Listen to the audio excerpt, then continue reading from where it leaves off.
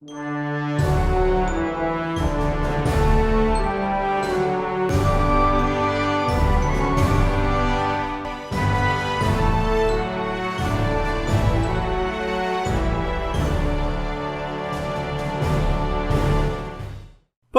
and welcome to the Welsh History Podcast.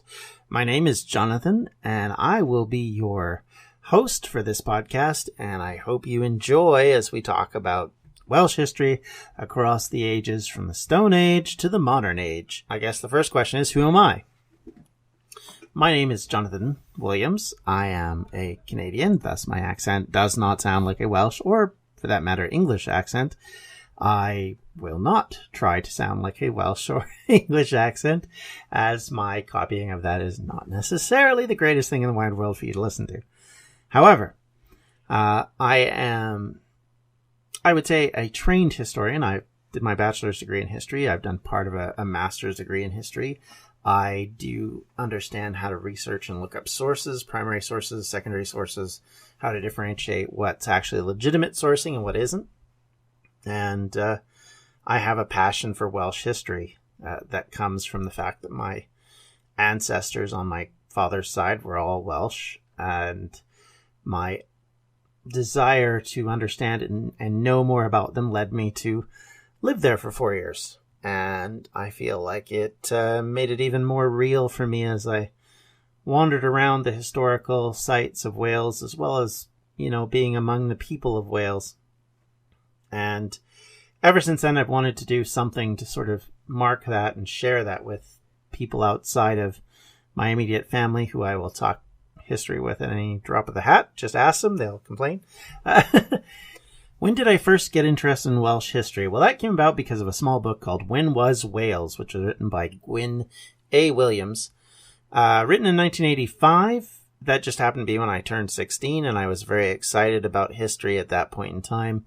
That's actually where I caught the academic bug, as it were. But, as well, I think going beyond that, I sort of became interested in trying to understand Welsh culture, Welsh language.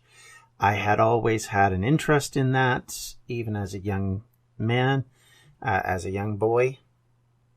My grandfather, I would always sort of bug about Welsh things, including how to say my name in Welsh, which he teased me by saying it's Jonathan.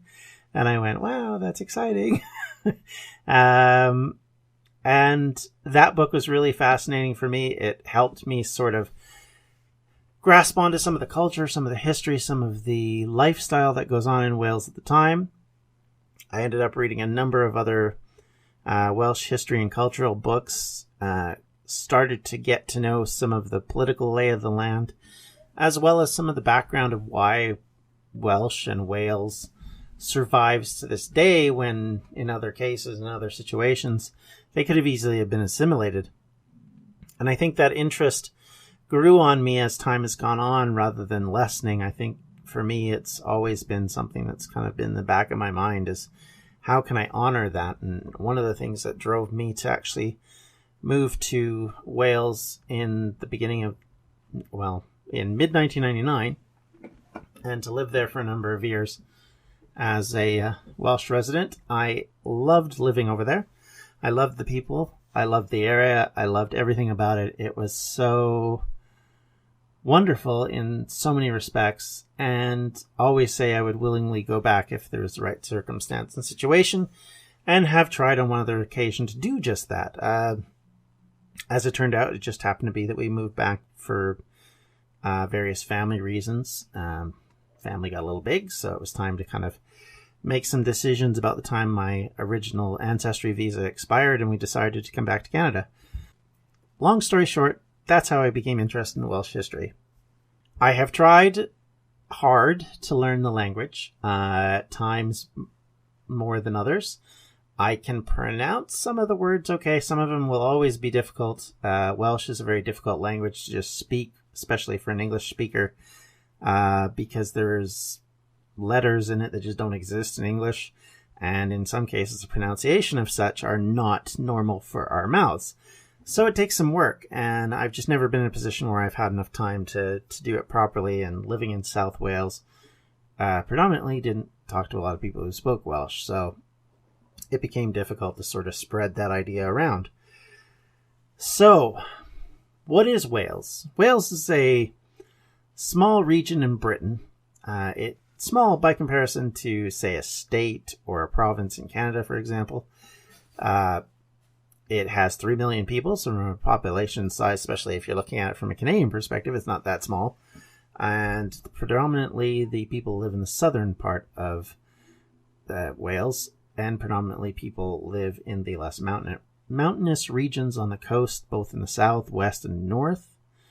And that will remain the case pretty much throughout its history.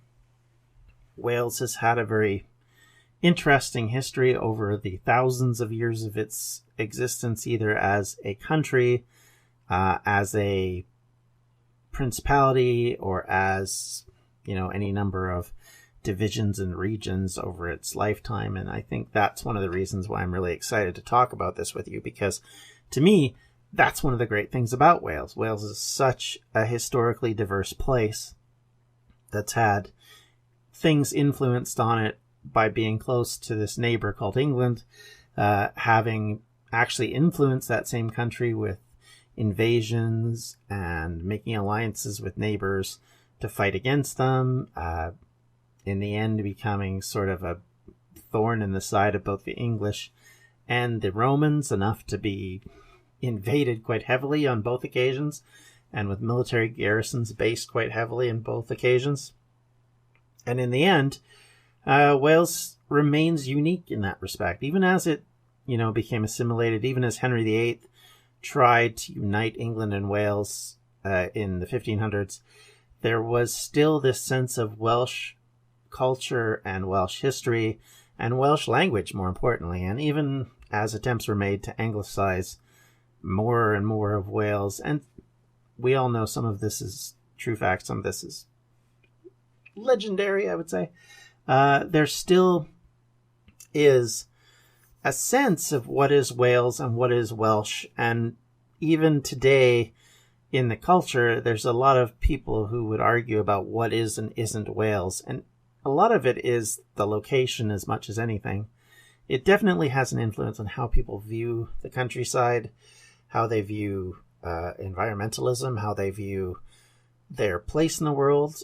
Environmental impacts of Wales have been, as early as tin and stone in the Stone Age, and then the Bronze Age, going forward even into the Iron Age, and especially in the Roman period when the Welsh mines were developed by the Romans to try and get various items out of them.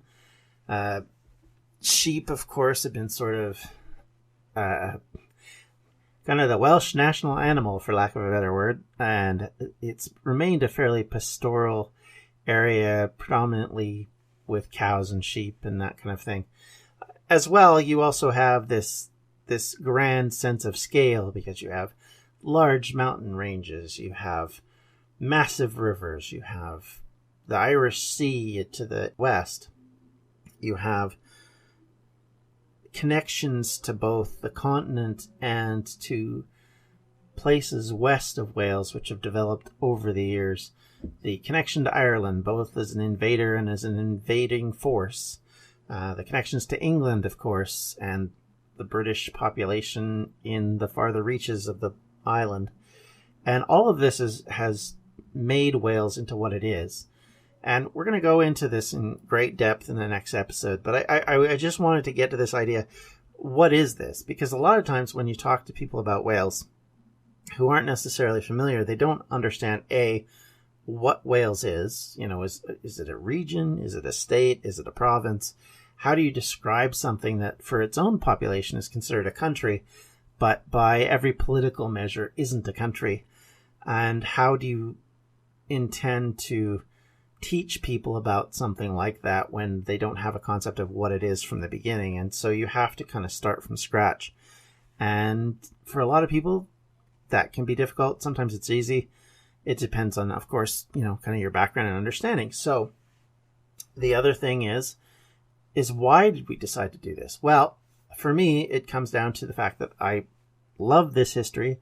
There's a lot of great depth in it. I also want to understand it more. So reading more of the sources and coming to understand the day-to-day life of people from the Stone Age to now is something I've always wanted to get more into. And I feel like this is a way to share that information with more people, and people who have an interest in that information, be they people who have an interest in Wales like I do, might have ancestry in Wales, might just be curious about some specific subject matter that we're going to discuss. The fact that they've heard of Wales because of some reason or other, be it the fact that they're in, like, for example, this year they're in the Euro 2016, or if they're, and they're trying to understand what's this country, Wales, and that kind of thing. Because I can tell you for a fact that if in Canada, for example, if you said, have you heard of Scotland? Everybody goes, oh, yeah, yeah. Have you heard of Ireland? Oh, yeah, yeah. Have you heard of England? Yeah, yeah, we know England. Have you heard of Wales? People are going to go, maybe. And sometimes they do, and sometimes they don't. They love the flag. Beyond that, they don't know a lot. So you kind of have to start from scratch. And thankfully, I think that's starting to change as the years have gone along, and we see sort of a transition in understanding other countries that's going on through globalization. But I think at the same time, there's still that sense of, I don't know this place, and I don't understand this place. And I think for most people, as we go, hopefully, you'll come to understand what this place is. You'll come to understand why I love it so much, and hopefully you get something from this. And most importantly for me is I'm hoping that we'll be able to talk. As I talk about stuff, I want you guys to talk back at me. I mean, correct me if I've made a mistake. I appreciate that.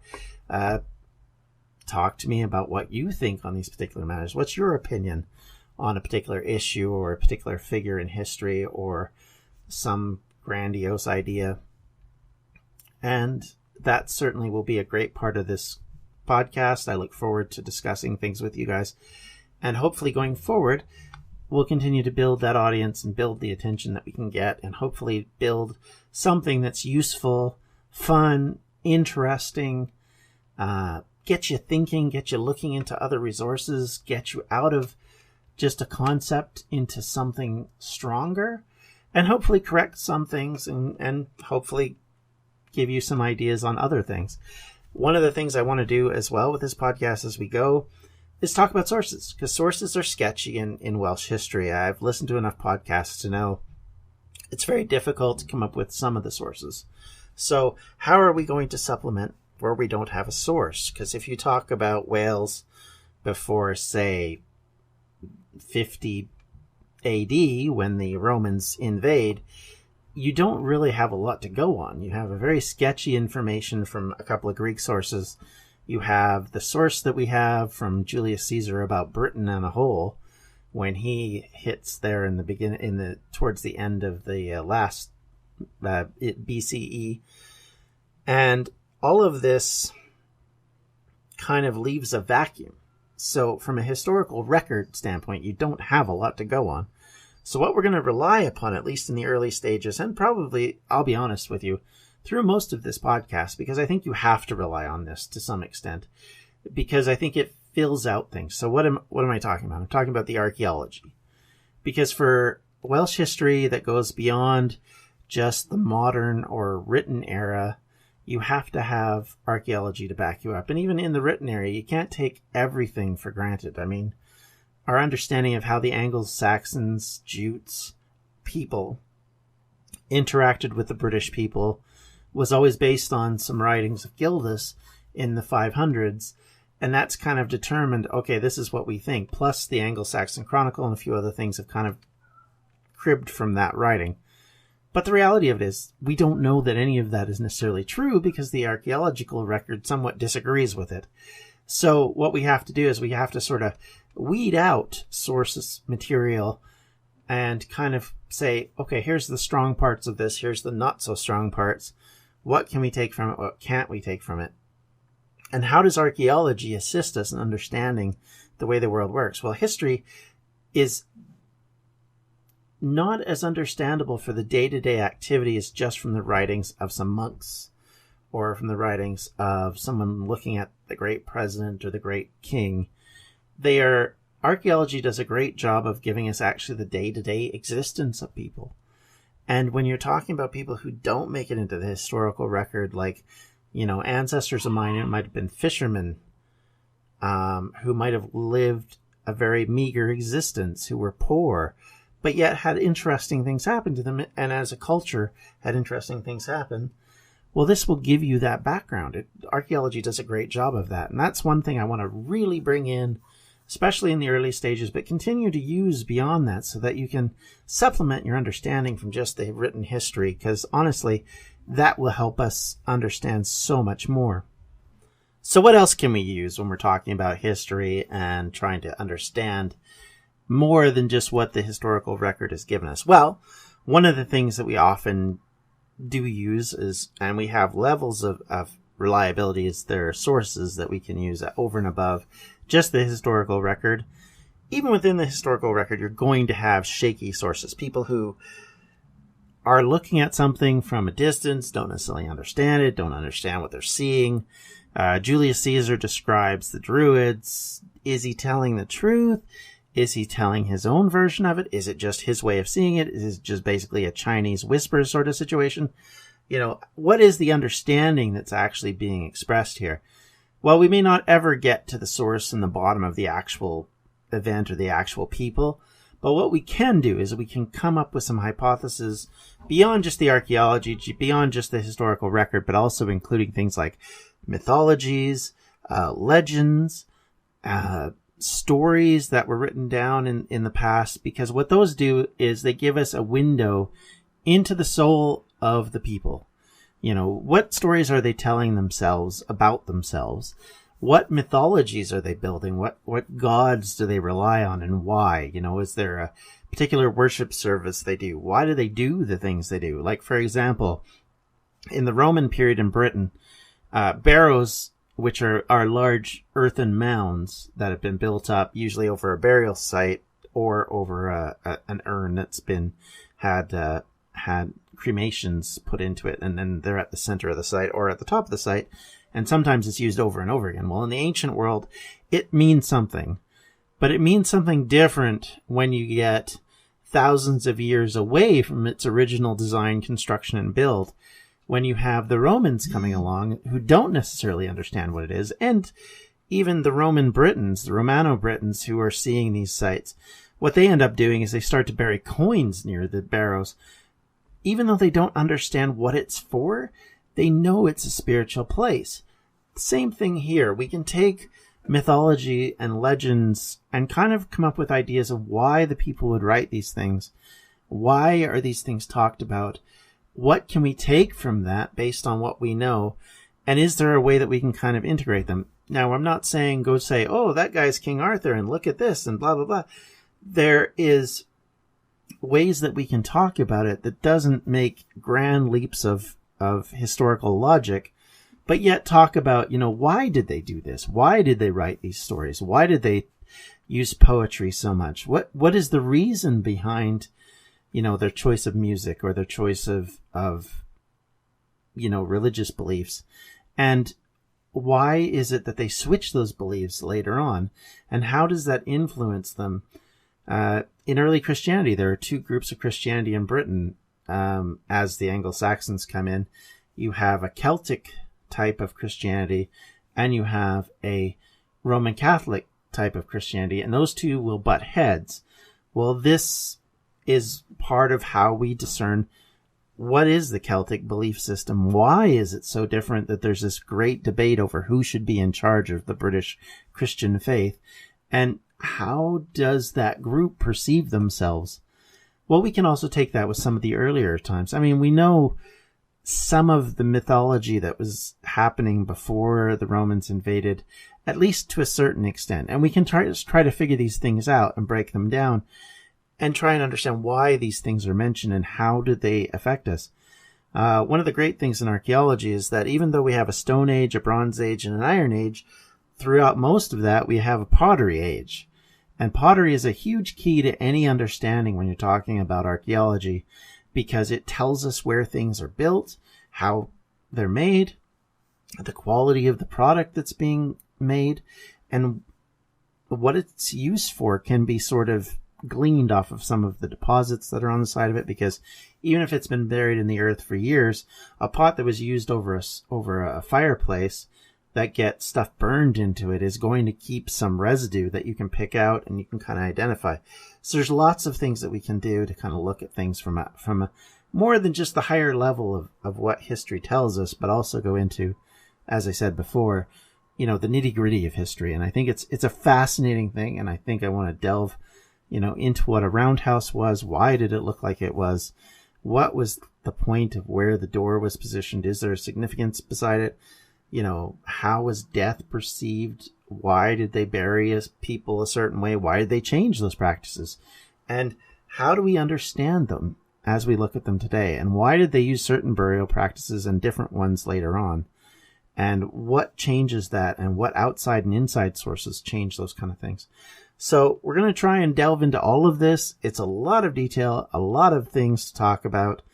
I'm really excited for this. I think you'll enjoy it. I hope, anyway, you enjoy it. I think we're bringing something a little unique, hopefully, but yet at the same time, be able to bridge all those gaps so that you get a cultural, historical, archaeological understanding of more than just the great people as they're described in history, but also the people who are doing the day-to-day living and actually have to put up with all these so-called great people telling them what to do. And I think when we get to that point, when we can actually talk about, more than just the big men, and predominantly were men of history, these figures that historians back in previous eras used to think were the driving force of history, but most historians now discount that. They will become a lot less important as we understand the greater cultural significance of things that were going on, the day-to-day living of what was going on, and we can break down and understand why things happened the way they did as they move along through history. So hopefully we get a good context at both a macro level and a micro level, and we can develop an idea of what people were like on a day-to-day basis. And hopefully I can differentiate this enough so that you'll see value, you'll come back, and you'll continue to listen. I hope you will. This is our first episode. It's just the beginning. There's so much more to talk about. I'm so excited for this process and this project. We're going to push these episodes out as much as I can possibly do. I'll try and research as much as I can before we actually come out with these things. And as I've said in the past on the Facebook page, now if you're trying to find us on Facebook, you can find us at Facebook /Welsh History Podcast. You can email me at welshhistorypodcast@gmail.com. If you want to contact me on Twitter, I am John DMP. We are on iTunes. We are on Stitcher. We are also on, and I'm really excited about this, Google Play, so that even Android listeners who don't necessarily have a podcast app can use Google Play to listen to us. And hopefully in the future we'll continue to expand our reach as we go along. And you can help us out to do that by liking us on Facebook, follow me on Twitter and chat to me, because I appreciate that. And I will respond to questions you might have. I may not know all the answers right up front. I might have to look them up. I might have to go talk to someone else, but I will try and answer any questions you have. And certainly I love just chatting about anything in the day-to-day. I do a number of other podcasts, so you might want to check some of those out. You can check out everything that we're doing across the podcast networks on distractionsmedia.com. And I hope to talk to you all next time. Come with us as we start going in circles as we begin the Stone Age in Wales. Bye-bye, everybody, and good night. This has been a Distractions Media production.